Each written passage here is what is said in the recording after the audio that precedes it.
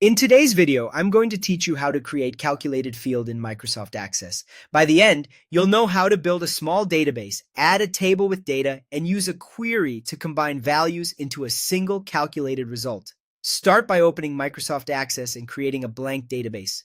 On the opening screen, choose Blank Database, give it a clear name so you can find it later, and click Create. Access will open with a new empty file ready for your objects. Next, we'll build a table using table design so we can control field names and data types.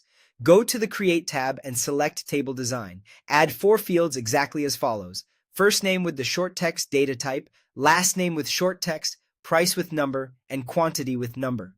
Setting the correct data types now helps prevent errors later, especially when you do calculations or text concatenation. When you're done, save the table and name it Products. Now let's add a little sample data so the query has something to work with. Switch to Datasheet view. Enter 2 rows. For each row, use any first and last names of your choice. In the first row, set price to 10 and quantity to 2. In the second row, set price to 5 and quantity to 4. The exact names don't matter. What matters is that the first and last names are text and the numbers are numeric. With the table ready, create a query. Go to the Create tab and click Query Design. In the Show Table dialog, select the Products table and click Add, then Close. You'll see the Products fields available on the right and the Query Design grid at the bottom. We'll create a calculated field that combines the first and last names into a single full name. In an empty column in the Design grid, type this expression, full name, first name, and last name.